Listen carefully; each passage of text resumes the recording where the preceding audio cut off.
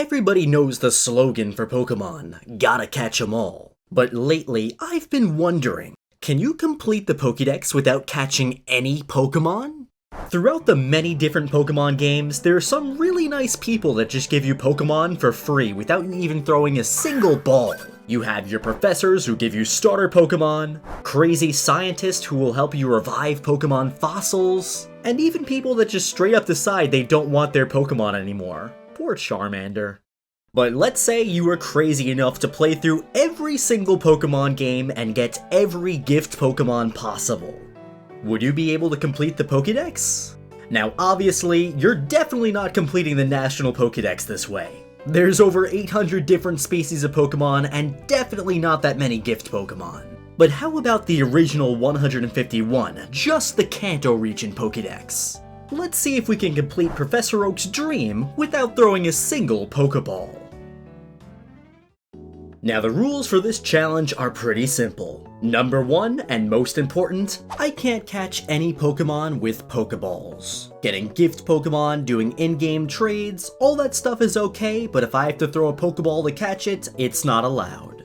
And number 2, no trading for captured Pokemon. This is very similar to Rule 1, so basically, if somebody captured a Pokemon with the Pokeball then tries to trade it to me, I can't take it. This essentially prevents me from using the GTS to get all the Pokemon, or having a buddy catch them all then trade them over to me. However, I could still do in-game trades, and if any Pokemon needs a trade evolution and I happen to have it from a gift, that's okay. With that being said, let's start our adventure with the classic Pokemon games, Pokemon Red and Blue. Now, since Pokemon Red and Blue version are set in the Kanto region, it's pretty safe to assume that we'll be getting lots of Pokemon here for free. And that's true right from the beginning of the game. When you start off, you're given the choice of Bulbasaur, Charmander, or Squirtle. For the sake of this challenge, that's fantastic because that gives us potentially 9 Pokédex entries right away. Let's say we play through Red and Blue 3 times, get all 3 starters, and eventually evolve them all the way up to their final forms, and that'll give us 9 Pokédex entries. Hopefully the rest of this challenge is going to be that easy. Moving along to Pewter City, that's where we could get access to another Pokemon. Initially, the first time you go there, you can't get anything, but if you come back after getting the HM cut, you're able to get into a special part of Pewter City's museum. A scientist in the museum will give you the Old Amber, which you can eventually revive on Cinnabar Island and turn it into an Aerodactyl. East of Pewter City, when we're on the road to Mount Moon, if we take a stop in the Pokemon Center, a man in there tries to sell us a Magikarp for 500 Pokedollars. After you buy it from him, he treats you like you just got ripped off. But the joke's kind of on him, because for this challenge we can't get a fishing rod, fish up a Magikarp and catch it, we're gonna have to buy it from this guy to get its entry. And when we eventually evolve it into a Gyarados, that's like a 2 for 1, so for 500 Pokedollars, that's not really a bad deal after all. And speaking of Mount Moon, usually everybody catches a Geodude and a Zubat here, but we can't catch either of those. Instead, we're more focused on the fossils. Defeating a super nerd in here gives us access to get either the Helix or the Dome fossil, and usually I always take the Helix fossil, but for the sake of this challenge, we're gonna need both. So in my red version I'll take one, in my blue version I'll take the other, and when we eventually get to Cinnabar Island, I'll revive both. Reviving them will give me both Kabuto and Omnimite, and both of them happen to evolve. That brings us up to 16 Pokédex entries so far without catching a single Pokemon. And I don't know if it's just me, but Omastar's sprite makes it look like it's really ready to go to the disco. The next few towns like Cerulean City and Vermilion City don't give us anything, but when we get to Celadon City, we get a lot of Pokemon. First, let's start with Eevee. By going in the secret backdoor entrance to the mansion and climbing all of those stairs, eventually when we get to the top and enter a room, we'll find an Eevee sitting on a table in a Pokeball. And as we all know, Eevee has lots of different evolutions, and we could go to the department store, buy the evolution stones, and evolve it into all 3 different ones, giving us a total of 20 Pokédex entries. Then we have the Game Corner. The Game Corner is ridiculous for getting Pokemon in this challenge. Here, you can trade coins for Pokemon, and trust me, we'll be getting a lot here. In both Pokemon Red and Blue, you could buy Abra, Clefairy, Dratini, and Porygon. Assuming we eventually evolve Abra into Kadabra and then Alakazam, Clefairy into Clefable, Dratini into Dragonair and Dragonite, and keep Porygon as it is, that gives us a total of 29 Pokédex entries. But we're not done yet because the Game Corner also has version exclusives. In Pokemon Red, you could also purchase Nidorina, which you could eventually evolve in the Nidoqueen, and Scyther. In Pokemon Blue, you could purchase Nidorino, which will evolve into Nidoking, and Pinsir. After doing that, we're sitting pretty with a grand total of 35 different Pokédex entries. Now that we've gotten all of those Game Corner Pokemon, we're gonna go to Saffron City, where we can get 3 more Pokédex entries. In the Fighting Dojo, we could get both Hitmonlee and Hitmonchan after defeating the dojo and its trainers. And in the Silphco building, a friendly man gives us Lapras for saving them from Team Rocket. At this point, we've received all of the gift Pokemon we could get in Red and Blue. However, there still is one more Pokemon we could get in this game right now. On Route 2, there's a trainer in a house who has a Mr. Mime and is looking for an Abra. Luckily for us, we could go back to the Game Corner and get an Abra for only 120 coins. We'll make that guy happy by trading him an Abra, and we'll be very happy by getting our 39th Pokédex entry. And as of right now, we're done with Pokemon Red and Blue, but don't worry, we'll be back to these games in the future. The next game we're going to explore is Pokemon Yellow.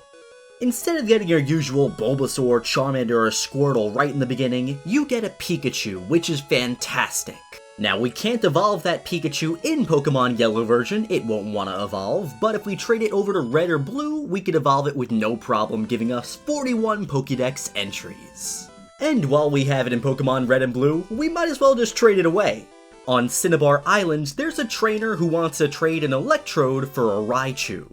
So, for the sake of completing the Pokédex, we're gonna say goodbye to our Pikachu Raichu starter and trade it for an Electrode to get that Pokédex entry. We couldn't do this trade before because we couldn't catch a Raichu previously, but now that we traded one over, it's fair game and we're gonna trade our starter away to this random person on Cinnabar Island.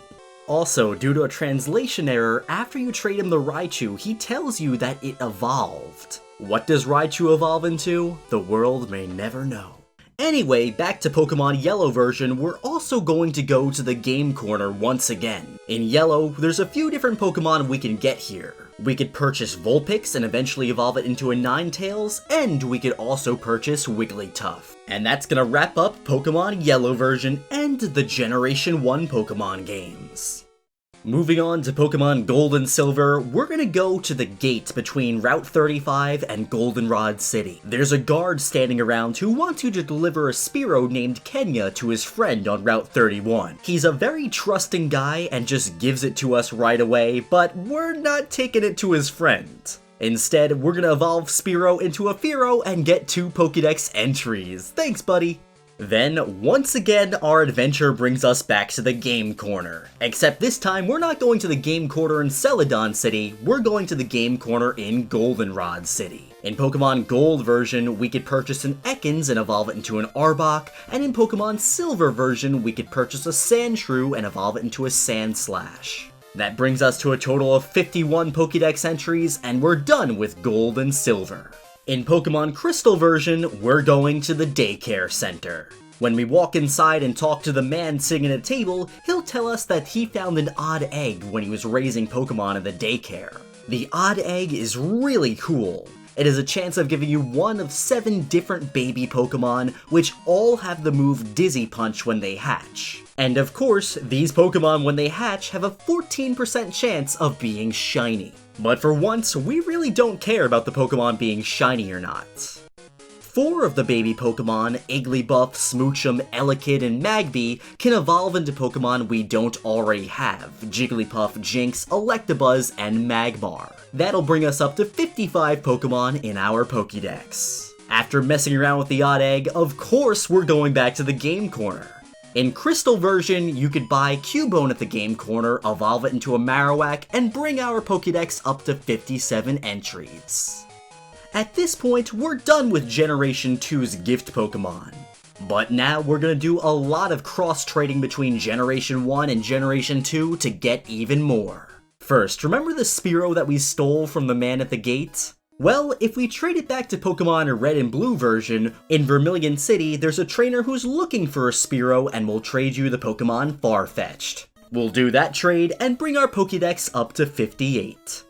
For our next cross-generation trade, we're gonna trade Cubone from Pokemon Crystal version to Pokemon Yellow version. With Cubone in Pokemon Yellow version, we could go to the Underground Path on Route 5 and 6 and trade Cubone for a Machoke. The cool thing about this Machoke is when they trade it to you, it'll actually evolve into a Machamp. Next, we're gonna go back to my Pokemon Red version and go to our favorite place, the Game Corner. We're gonna buy 2 Dratini and evolve them into Dragonair. Then we'll trade 1 Dragonair to Pokemon Gold and 1 Dragonair to Pokemon Crystal. In both of these games, we're going to Blackthorn City to do a trade. In Gold version, we could trade our Dragonair for a Rhydon, and in Crystal version, we can trade our Dragonair for a Dodrio. And we're not done with these Pokemon yet.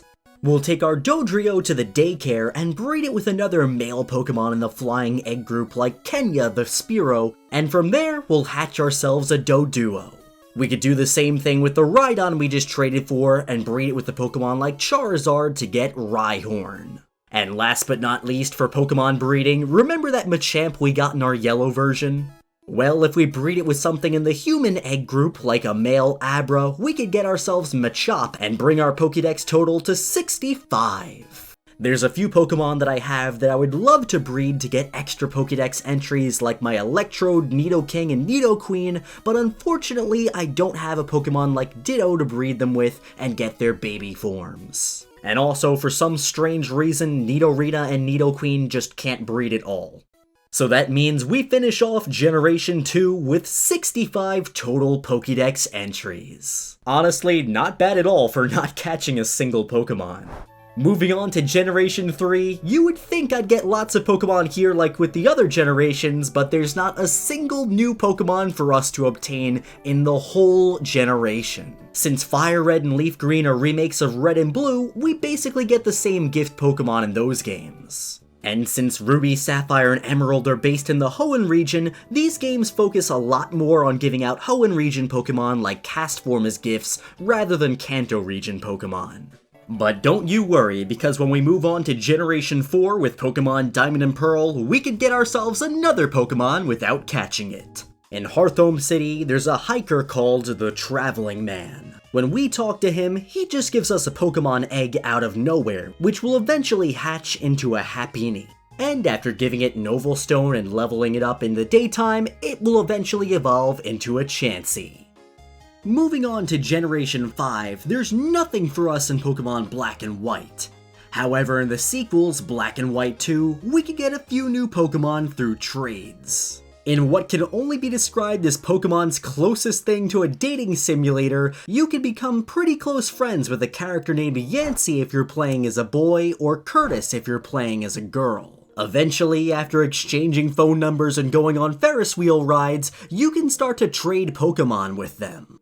Yancy will offer to trade you a Meowth, which you can eventually evolve into a Persian, and also a Snorlax.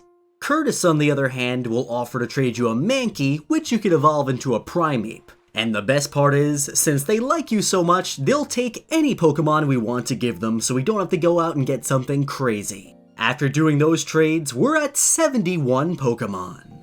Generation 6, X, Y, Omega Ruby, and Alpha Sapphire once again don't have any new Pokemon for us to obtain. And in Generation 7, it almost looks like that as well, although we can get one special Pokemon in Pokemon Ultra Moon version. All over the Alola region, there are these things called Totem Stickers scattered everywhere. After finding 20 of the stickers, we can go to Heya Heya Beach and talk to Samson Oak. As a reward for getting so many stickers, he'll give us a Totem Alolan Raticate, which we can breed and get ourselves an Alolan Rattata as well. Even though these aren't the original Cantonian forms, they still count in the Kanto region Pokedex, and that brings us up to 73 Pokemon. And last but not least, in Let's Go Pikachu and Eevee, once again, all the gifts are almost the same thing as in Pokemon Red and Blue, so we're not going to get any special gift Pokemon here from normal play. However, if we connect a Pokeball Plus, we can get the mythical Pokemon Mew transferred to our game for the small price of $50.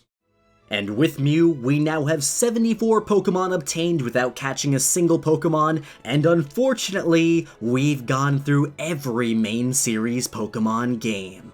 Now we do have a few honorable mentions. In the Japanese Pokemon Blue version, the Game Corner actually sells Horsey, which we couldn't get anywhere else. If we included this, we'd be able to evolve Horsey into Seadra and get 76 Pokemon. And also, there was a WiiWare game released many years ago called My Pokemon Ranch, which was basically the equivalent of Pokemon Bank today. I haven't been able to play this game in years, but from what I remember, there were opportunities to trade with the main character, Haley. Now, I don't exactly remember what she required you to trade to her, which is why I didn't include this when I was talking about Generation 4. However, she would trade you the Pokemon Ponyta, which we could evolve into Rapidash, Lickitung, and Tangela. Assuming we could get these 4 dex entries for the challenge, that would bring us up to 80 total Pokemon. But again, I'm not sure if the Pokemon she requires you to trade her are Pokemon you could actually get without catching them yourself. So with all the Pokemon we obtained, minus the Pokemon from Ranch, this is what our Pokédex would look like. It's not complete, but it's definitely not bad for not throwing a single ball. If I missed any Pokemon, let me know in the comments. I think I got them all, but I might have missed some somewhere. If you enjoyed this video, make sure to give it a thumbs up, because you know it took me a long time to go through all of these games and find all these Pokemon, and it'll make me feel a little bit better. On the screen right now, I have more Pokemon challenges that I've done. If you enjoyed this video, you'll definitely enjoy those too. Thanks for watching, and I'll see you in the next one.